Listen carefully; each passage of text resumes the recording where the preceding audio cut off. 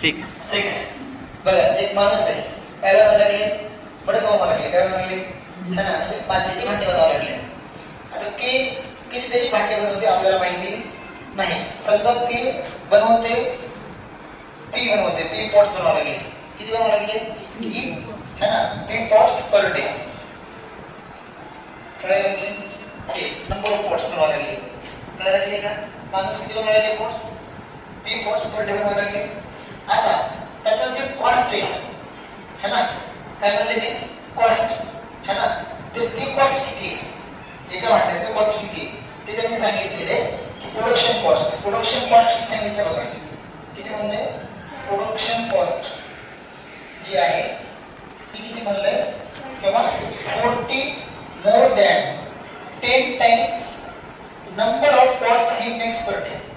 काय लागले का, म्हणजे हे झालं प्रोडक्शन कॉस्ट. म्हणजे बघा 40 more than चा प्लस 10 टाइम्स म्हणजे काय 10 पटीने. काय लागले, जेवढे ते पॉट्स बनवतात तेवढे. समजायला लागले की नाही. समजा तुम्ही बाहेर येताय, समोसा वगैरे तिथं, समजा एक समोसा बरोबर आहे का, एक समोसा आहे, आपल्याला माहित नाही समोसे किती आहेत, आपण घेतो 100 समोसे, इथं म्हणजे 100, एक समोसा तुम्हाला मिळते 10 रुपयाला, इथं मिळते 15 10. तर 100 बद्दल 10 रुपये घ्यायचे आहे, 1000 मिळेल. समजायला लागले की नाही है ना. तसंच आता हे P pots per day, pots किती बनवते हे आपल्याला माहिती आहे का, माहिती नाही. हे प्रोडक्शन कॉस्ट नाही एका पॉटचं, पण टोटल जी त्यांनी कॉस्ट दिली ती किती दिली, 600. किती दिली 600. मग टोटल करण्यासाठी मी याला मल्टिप्लाय करावं लागेल की नाही.